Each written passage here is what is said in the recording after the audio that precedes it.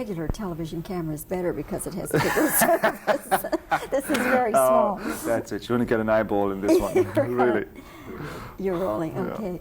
Well, Pierce, now make it official. Welcome to Dallas. We're Thank you. very happy to have you come here, first of all, on behalf of the USA Film Festival, of which we're very proud, and second of all, to give me an opportunity to talk with you about Mr. Johnson. First of all, I absolutely loved the film. It's wonderful. Splendid, splendid picture. Yes.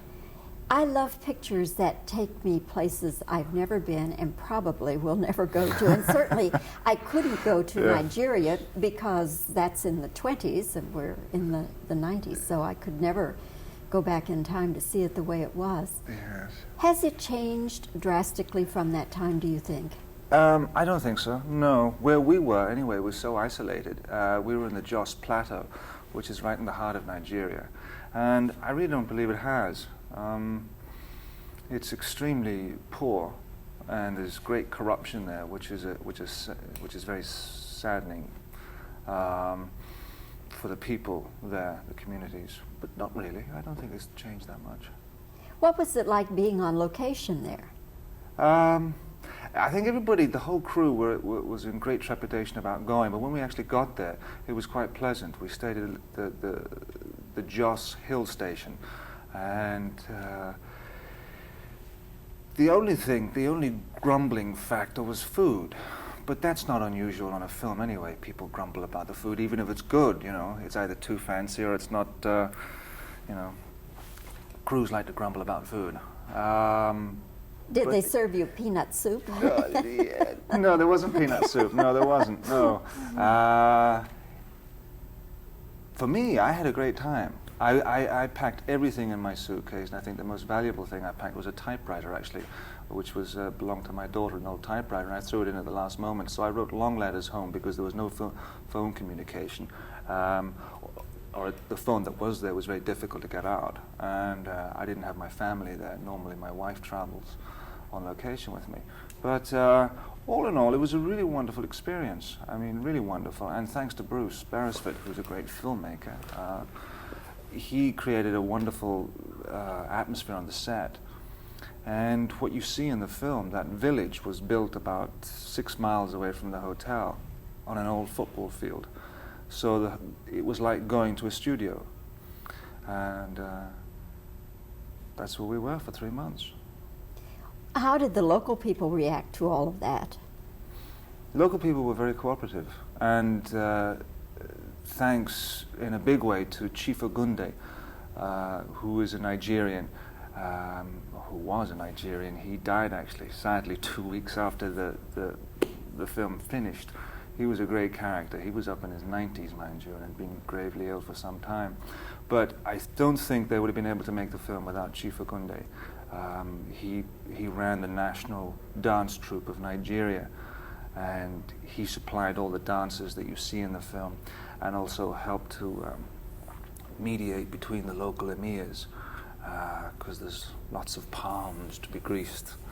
And so the locals enjoyed it immensely. The Nigerians are a great race of people, not unlike the Irish in some respects. They've got a great kind of a ready sense of humor, and quite wicked in some respects, and there's certain naivety and love of life. And even Joyce Carey actually says that. Joyce Carey, who wrote the book, Mr. Johnson, said the same thing. I know that Joyce Carey spent some time in Nigeria, so was the book in any sense autobiographical? I believe so, yes. I mean, when you read about his life, I mean, he was a district officer. He did encounter a lot of the same things that my character, Harry Rudbeck, encounters. So yes, it was somewhat autobiographical. Altogether, how long were you in Nigeria? 3 months. 3 months. Ooh, long shoot. Long time, yeah, long time. And I think, and I said before, people were in trepidation about going there because we were in the middle of nowhere. So if you did get sick or something terrible happened to you, it did involve about an 8-hour car ride to the local airport and then getting out of there is not the easiest thing. It's absolute mayhem at the airports, again because of the corruption factor. Everybody has to be paid off, and it was not uncommon to go to the airport with stacks of naira in your hands, just going, and one guy would check your bag, and the next guy would want money, and the next guy would want money. So, you know, there was a certain trepidation about going there, but all in all, it was a fabulous experience, and there was a tight-knit crew, small company, and the best of circumstances to work under. What was Bruce Beresford's budget for the film? $6 million, I think. Really? I think. I'm really not sure. I think it was around that figure. That's a lot of movie up there for $6 million. It is, isn't it? Yes, I thought so too. Peter James, who's the DP, did a marvelous job on it as well. And Peter worked on Driving Miss Daisy. He's an Australian fellow. And Herbert Pinter, who, you know, did Gallipoli, designed the sets, and he too, I mean, created such a wonderful world there. Again, I mean, it looks real. It doesn't look like a movie set, but he spent about 6 months there before the film started shooting, building that village, building my hut and the Emir's palace. And I think they took him out in a straitjacket in the end, actually. He went pretty gaga. As nice as it all was, you need to get home. Since it did take the Nigerians back to a colonial time in their lives, did they comment at all on that, or what it was like, or if the movie was true, or? Mm-hmm. Yes. Well, again, not many of them speak English, and the ones that do speak English don't remember that time. But Chief Ogunde did remember that time, and when I walked onto the set the very first day with my pith helmet and my pipe and my Harry Rudbeck outfit, the district officer's outfit, he was agog and came forth with a lot of stories of the district officers that he had known. And, you know, these were very young men who went there. And Joyce Carey really found himself as a writer there. He discovered himself because Joyce Carey really floundered and flummoxed around when he came down from Oxford and decided to go off to Nigeria. And in doing so, really became a very fine writer. And ironically enough, too, that Bruce Beresford, when he started out, he was trying to get a job, and he saw an advert in the paper in Australia for editors wanted in Nigeria, and that's how he started in the film business, as an editor in Nigeria, doing kind of travelogues, and that's where he read Mr. Johnson, and from that point always wanted to make it. The Mr. Johnson character, does he have a basis in fact? Were there people like that? I think he was made up of two characters from Carey's novel. Terry did have a clerk who worked for him, who was not dissimilar to Mr. Johnson, but it was made up of two different characters. And, so that he did have a great love for England and a loyalty. Oh yes, they did, very much so. I mean, in some respects, I mean, colonialism really mangled a culture. I mean, it's sad when you think of this wonderful character like Mr. Johnson, who believes that he's an Englishman, and he's not. He's a Nigerian. He's an African. You know, this is a great sadness to see someone like that. And it's a wonderful cinematic image to see someone like that wandering around in a white pith helmet and white suit and the brolly, and thinking that he's an Englishman. And I mean, I can identify that with from being Irish.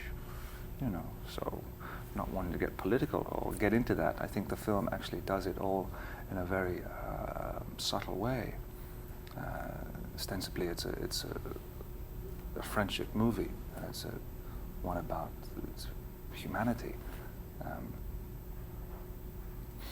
But colonialism, I think, really has got a lot to answer for. So you still are an Irish citizen then? Yes, Irish. Even though you have lived quite a lot in England, have you not? Yes, I did. I mean, I owe London a lot. It's where I started my life as an actor. I left Ireland when I was about 11, and so Ireland's my first home. And I guess London, and now Hollywood. Not quite Hollywood. No. Just a little place down there on the coast. I noticed in the press kit that they gave us that you had a video camera with you. Yes. And did you take lots of tape? Oodles of tape. I don't think the family's still gotten through all of my tapes. I try to bring them out and they say, no, Dad, no, please. I'm really, those are wonderful things, those video cameras.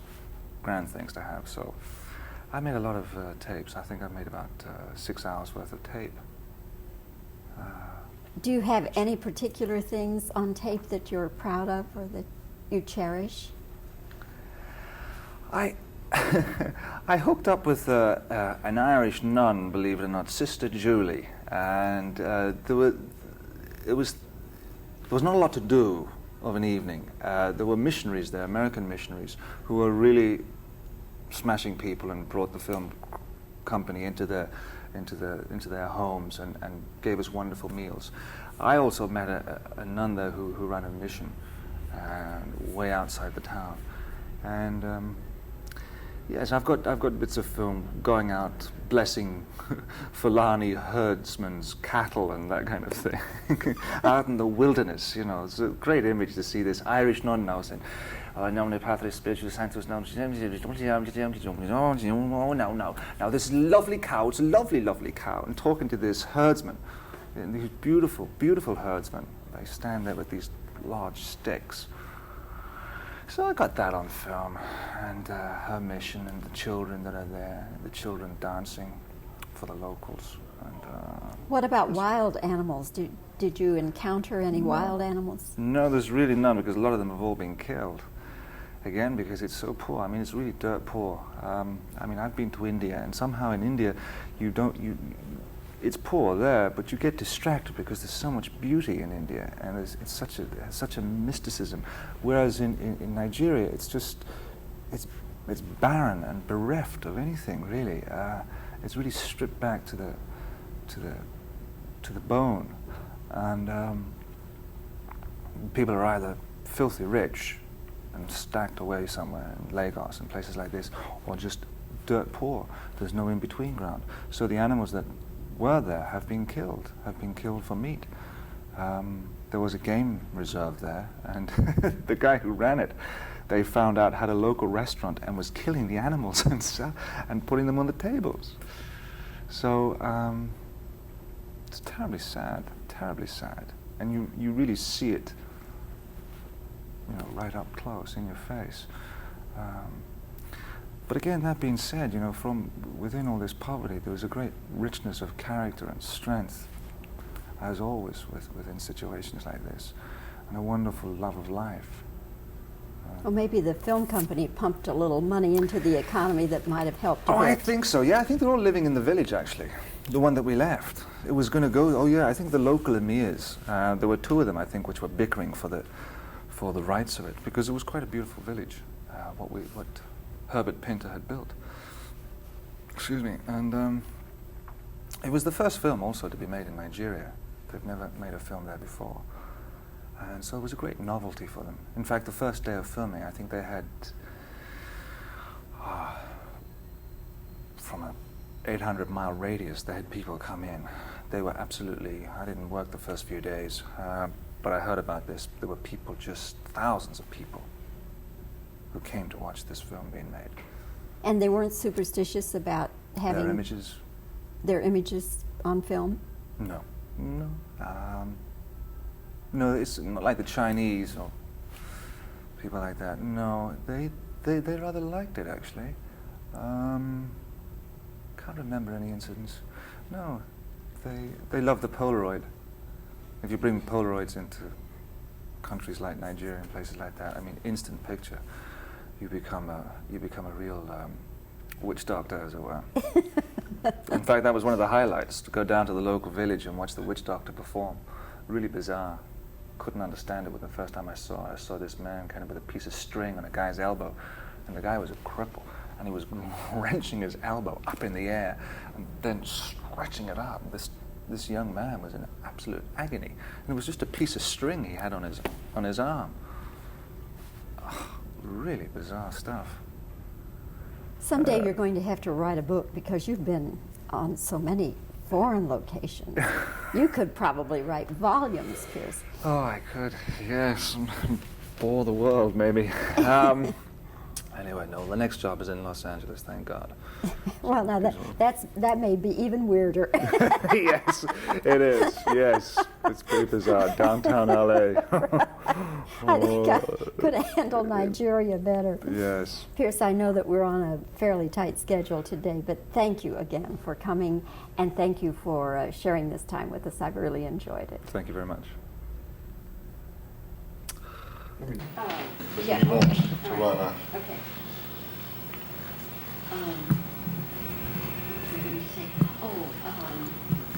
The man who plays Mr. Johnson. Yes. I thought was wonderful. Outstanding. Yeah. Absolutely outstanding. I mean, it was really amazing to watch him work too. Really? Well, it was interesting because you saw somebody there who really had, I mean, that part was just waiting for that guy. Yeah. Just waiting for him, to see him run with it. Well, it was like a gift from heaven for Bruce, Yes. wasn't it? Because Right. he had the Nigerian background and he knew what life in Africa was like. And did he himself have that feeling of loyalty to England at the same time knowing he was Nigerian? Did he ever? I really don't know, because he kept very much to himself and his own. Him and Kwabena, who played the gentleman in the suit. Oh yes, I know what you're His name, character's name.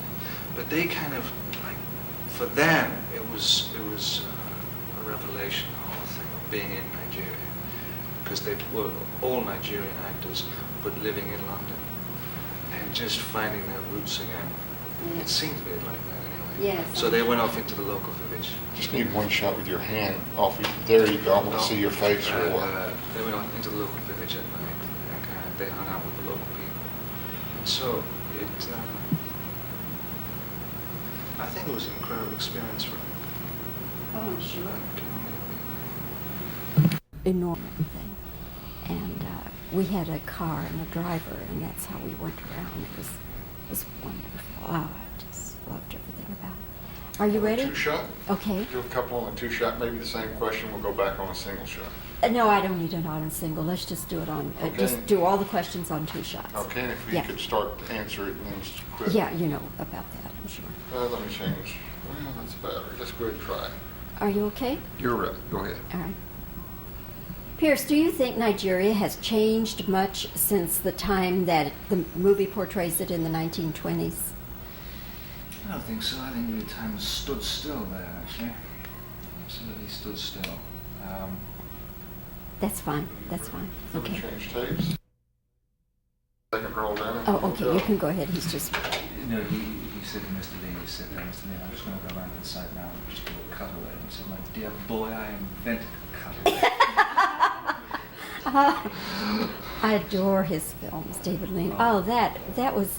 I felt a personal loss when he died. I just thought, I'm not making filmmakers like that anymore. Of course, the film industry is so different now. You know, we can't afford David Lean pictures anymore.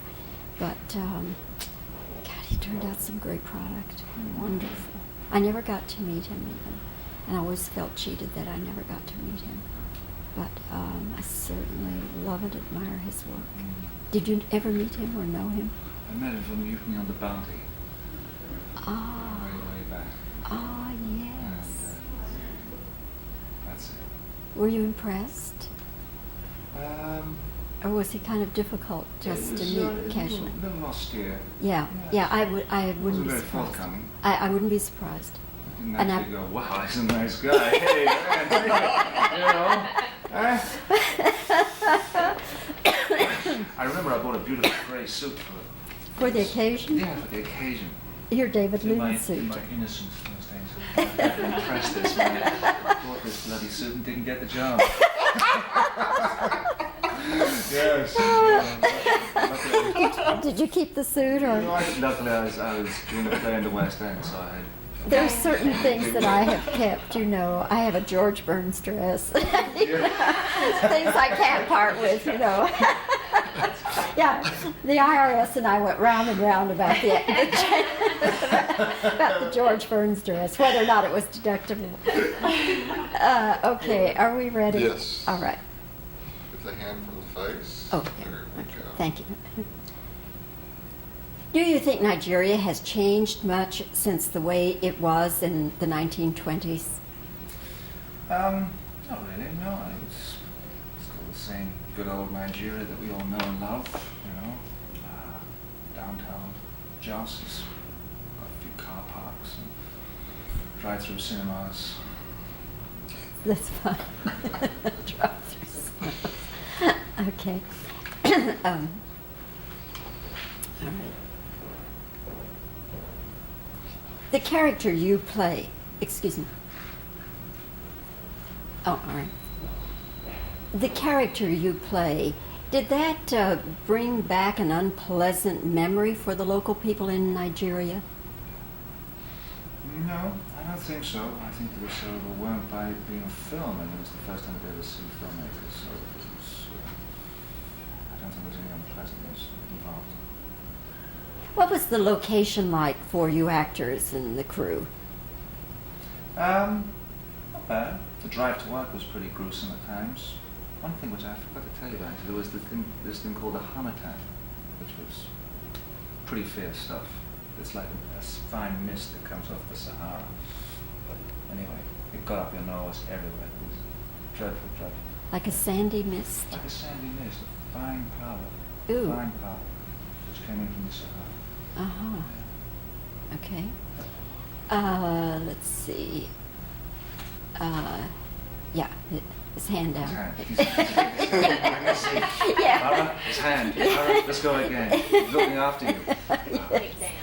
All right, let's do one more question here. You hit a couple on the length of time that he was there. Oh, yes, okay. Altogether, how long were you in Nigeria? 3 months. Not bad. 6 years though. A long shoot. 3 months, yeah. No, it was a long shoot. Yeah. It was a long shoot. Okay. Now, just get some reactions Okay. to this. Yes, I woke up one morning, I thought I had malaria, but I didn't. It was just, bad food, or I'd eaten something. I was sick for about 2 or 3 days. Mhm. The girl who played my wife, she got very beaten. She was really laid up for a week. They thought it was malaria. In fact, I think it might. Last time I spoke to her, she felt repercussions from it, because malaria stays with you. Mhm. But What kinds of shots did you take before you went? I think a lot. Everything. In fact, that made me more sick than actually being there. Mm-hmm. I've had these 3 times now. Some I don't have to have, I think, for the next 20 years, because I've had them 3 times over the last 6 years. But actually, the harmattan really, when that came down, you couldn't see very much. When they scouted the area, they saw for miles and miles and miles. The vista was just unbelievable. It was Africa. They came back to start the film, and Bruce said, "Where's the bloody mountains? I can't see the bloody mountains. They've gone." And this mist that would fly in, coming from the Sahara Desert, was so fine. It was a powder. It was just like, smoke. You could see it on film, too. And the way it was shot on film gave it this very dreamlike. Oh, yes. But Yeah, because I wondered how they did that. I thought maybe with filters or no, something. that was just a mist. That was nature. And it was sad, actually, because there were times when we were building the road. There was one particular day it all lifted, and it was just stunning. You just saw forever, flat. A little bit of green, scorched earth. Yeah. But so they didn't capture that on film. And Peter, the DP, brought in all these kind of photographs from magazines of Louis Vuitton luggage, which they're advertising, shows this big vista and says, this is what I want. Ah. So he used to work from all these magazines, I think. Yeah. Interesting. Okay.